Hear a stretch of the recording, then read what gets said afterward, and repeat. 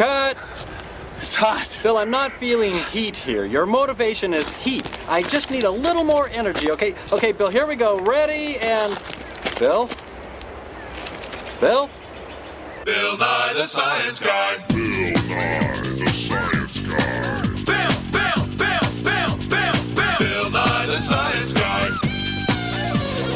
Science rules. Bill Nye the Science Guy. Inertia is a property of matter. Bill Nye the Science Guy.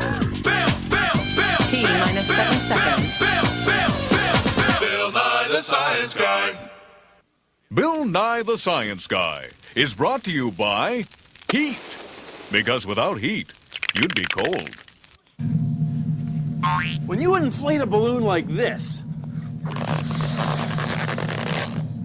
you're filling it with warm air. When you inflate a balloon like this, you're filling it with hot air. See, heat is energy. So heat can do work. Heat keeps us warm. Heat makes engines run. And heat can affect molecules. Watch, we're changing solid ice into liquid water. You hungry? Yeah. There you go. Thanks. Heat moves around the universe in 3 ways. So let's take a look at the part of the universe we call the kitchen. These pancakes are touching this hot griddle. So heat can go directly from the griddle into the liquid pancake batter fast enough to turn the batter into a dry pancake. Here we have fruit cooking over boiling water. The steam cooks the fruit all the way through. This fruit is doggone good on pancakes, and the steam makes it hot, hot, hot. This is called convection of heat. Here we have a flame, and we'll roast some marshmallows. The flame cooks the marshmallows without anything touching anything. This is called radiation. So those are the 3 ways that heat moves around the universe. Conduction, conduction of heat. Convection, convection. And radiation, radiation. Not bad. Marshmallow fruit pancake order up. Now, live from Wilmington, D.C., it's Heated Debate with your hosts, Radiation, Convection, and Conduction. Well, I'm from the school of thought that the best form of heat is of the invisible variety, like the kind that radiates from the sun. Oh, give me a break, Ray. The best heat sources are those that move hot air up, like a fire or a warm tropical breeze. It's so obvious. Convection rules. Connie, you ignorant slug. Heat is hottest when it is conducted directly from one thing to another. Like when you put a metal spoon into a bowl of hot soup, the spoon soon gets hot from the conducted heat. Oh, Conrad, you hothead. Why do you think cooks use convection ovens anyway? Oh, and I suppose microwaves don't radiate any heat. Miss Hotshot? Hotshot? You're calling me a hotshot. And you can do it. This has been another edition of Heated Debate.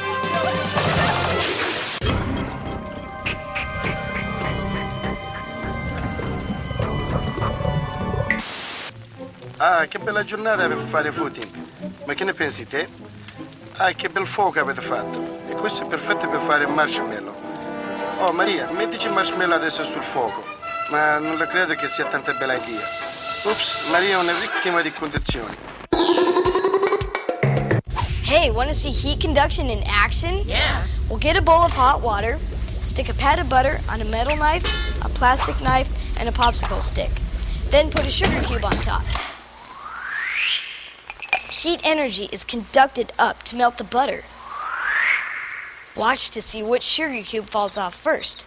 The butter will melt off the one that is the best heat conductor. See? Well, what are you waiting for? Try it. He's big, he's sweaty. He's a guy. He's big, sweaty guy. Hi, I'm Big Sweaty Guy. Some people wonder how I got my name. It's really quite simple, you see. I'm big. I have more size or mass. Some people say I have a nice mass. But I have to work harder to move this mass around. This extra energy makes me hot! Hot! The mountains are icy, but they've got motion of molecules. Ha! See, even cold things have heat. Things like snow and icy mountain lakes and glaciers. They've got heat. Anything with molecules has heat. It's just that the molecules in cold things are moving more slowly than the molecules in warm things. You with me? Okay, y'all ready? Sing along. It doesn't matter whether something feels cold or hot. If molecules are moving, heat's something all things got. You know the words now, sing along. It doesn't matter whether something feels cold or hot. Here's a question. Which has more heat energy? This hot burning match or this beautiful ice sculpture of science? Well, the match is hot, right? The sculpture's cold. Well, they're both made of molecules, right? But which has more molecules? Well, the ice sculpture. A lot more molecules. So although they're much colder than the match, they actually have more heat energy. More molecules, more heat energy. Think of it this way.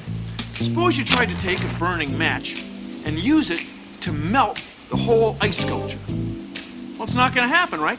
I mean, the match is going to run out of molecules long before the sculpture. So, more molecules, more heat energy. Ooh, ow, ow! Careful. We broke the swan.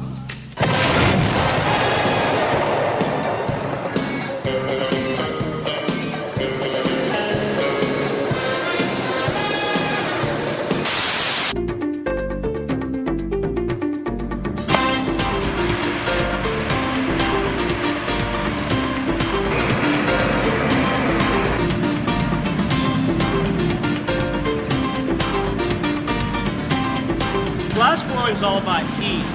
We use the heat to help expand the piece. Also, you have to know when to have a lot of heat, when to have little heat, where to heat, when not to heat. I got it. Oh, I got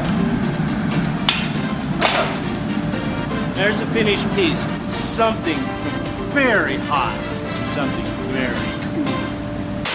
In this beaker, the water nearest the flame becomes hot. It expands and becomes lighter than the cooler water on top. As the cool water moves down, the hot water rises. This transfer of heat by currents through liquid or gas is called convection. Welcome to another great moment in science. The year 1994. Science Guy is hot on the trail of heat. Wants to find out what natural convection is. Decides to fly in glider to find out. Here's the idea. The sun warms the land, and the land heats the air right above it. The air molecules get going faster and faster, and they move farther and farther apart. Then the cool air comes in and pushes the warm air up, and it pushes us up with it. It's pretty cool.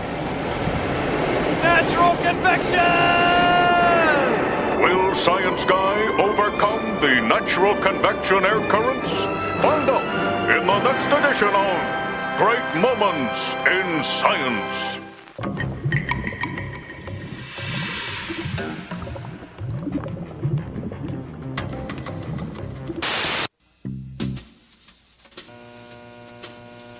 My name is Andy Jessup. I'm a scientist and I study heat.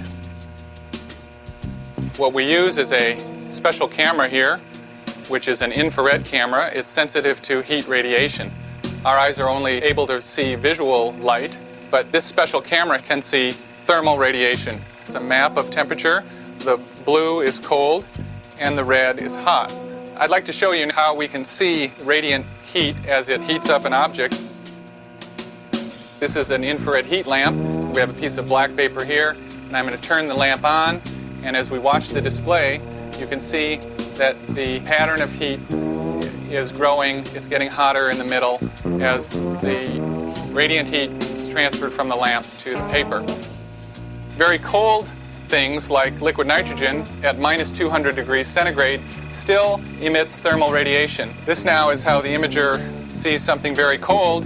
Even very cold material radiates some heat.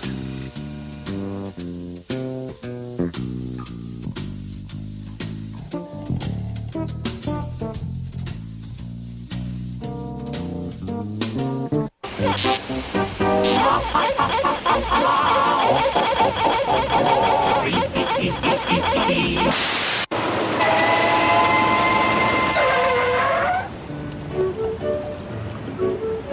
know, vacuums are fascinating. Like this thermos, it's a vacuum, with one glass bottle inside of the other, and there's no air between the two glasses. Exactly. And since there aren't any molecules in a vacuum, well, none of the heat in the thermos can get out by conduction. So my tea stays icy cold because no heat is conducted into the thermos, and your tea stays piping hot because no heat is conducted out of the thermos. Well, actually, some of the heat does get out. I mean, even though we can't see it, the bottle my hot tea is in does radiate heat. And since heat can radiate through a vacuum, well, some of the hot tea's heat does get out. So my cold tea warms up a bit because heat radiates in from out here. Well, back to the old grind. Yeah, let's get this bad boy rolling.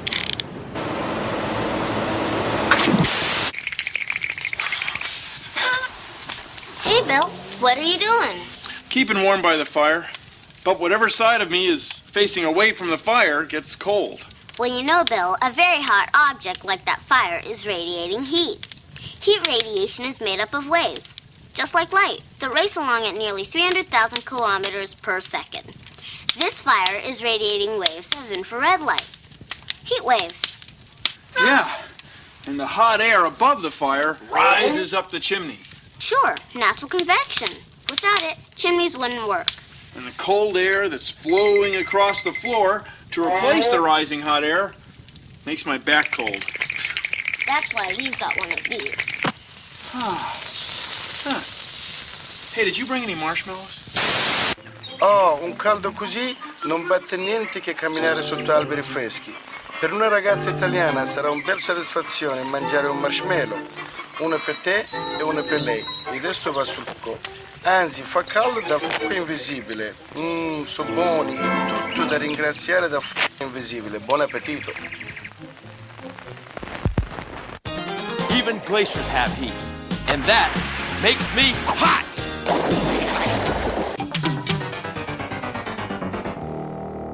Here's a way you can see heat convection in your own home. All you need is a piece of paper cut in the shape of a snake. Yeah? Looks like this. It's a spiral cut out of a piece of paper, taped to a plastic bottle cap. You tape a pencil to a tea towel bar that you might have in your kitchen. A what? Take the towel off. Then push a needle into the eraser end of a pencil and balance the plastic bottle top on the end of the needle. Put the toaster under the snake and turn it on. The warm air rises from the toaster and makes the snake dance. That's convection. Not bad.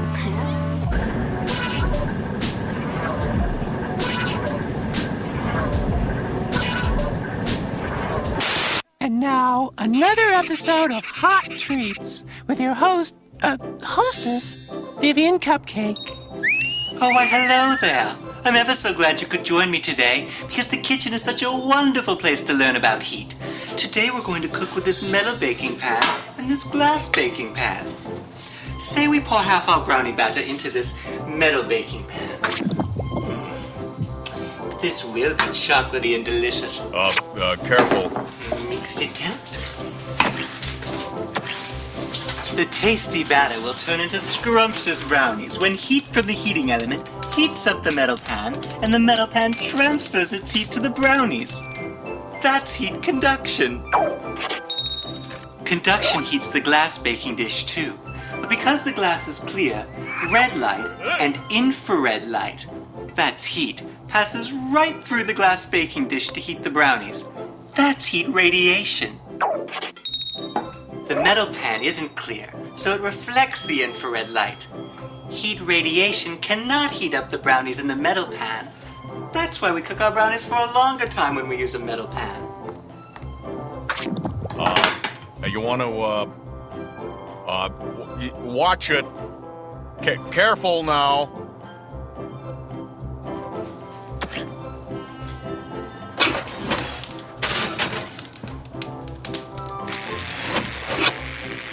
And this is my favorite part of studying heat. Oh, that is hot. This has been another edition of Hot Treats with Vivian Cupcake. Just how hot in calories or joules. That's right. Sing it out.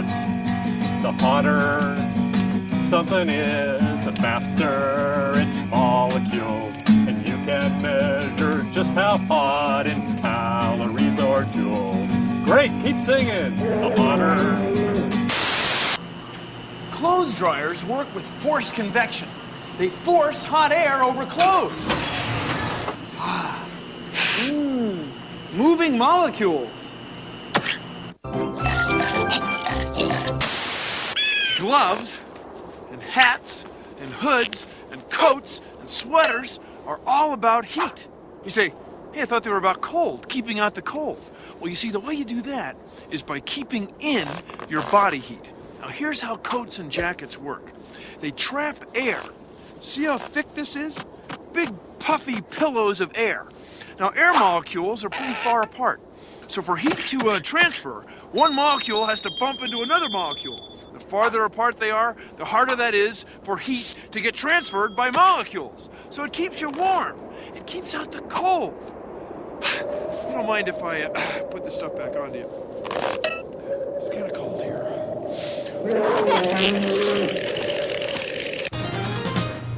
This freezer is cold, but it still has heat. And that makes me hot! This is a heat pump. It can pump heat from inside the building out here into the environment, or from the environment into the building. Of course, all this pumping takes energy, and that comes from over there. So a heat pump is like an air conditioner and a heater in one. If it's a hot day, we want it to be cool inside the building. Well, the heat pump gathers heat up inside the building and forces it out into the warm environment. But what if it's a cold day and we want it to be warm inside the building? Well, there's enough heat energy out in the environment, even when it's cold, for a heat pump to gather it up and push it into the building. Isn't that wild? Isn't that cool? Cool! See? Yeah, the heat got pump. it.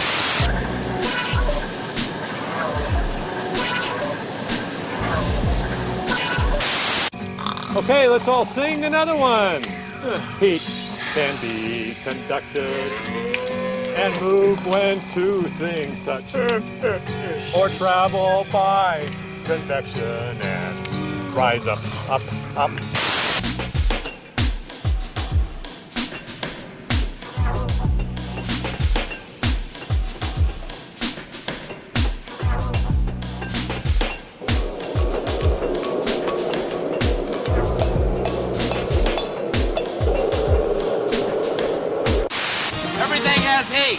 Even this molten steel, about 2,900 degrees. And that makes me hot! So don't grab red hot pokers or drop live coals on your feet, 'cause that would show you just don't know the first thing about heat. Okay, everybody sing along. Let's sing one more. Do you ever wonder where the heat goes that your body gives off? Well, try this.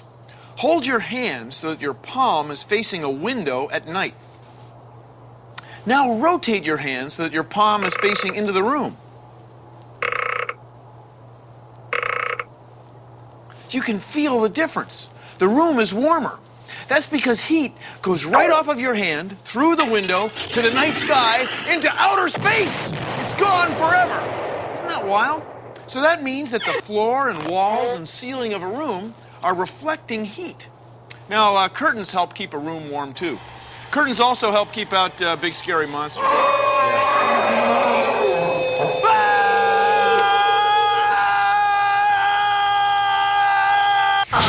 He's hot. The heat's so neat. He's hot. Aw, he's hot.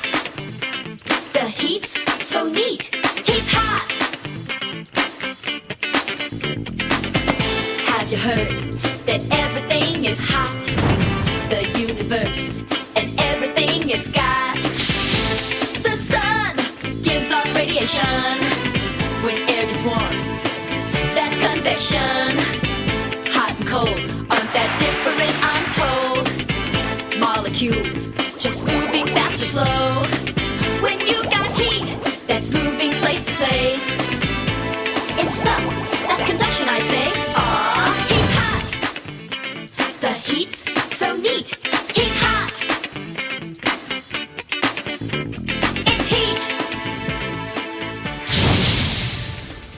It's hot out here. Well, that's our show. If you'll excuse me, got some infrared radiation to monitor. See you next time. Produced in association with the National Science Foundation. I'm melting! Melting! Science. Science. Bill really knows science. Can make heat go from a hot. The science. Now, one way to keep warm. Is that what this bit's about? Keeping warm or heat? Science. That makes the pancake turn dry and look like heck. Well, that's our show. Thanks for watching. Bill really knows science. Sing along. Science. Science. Bill really knows science. Yeah, sing out science. Science. Bill really knows science. Okay.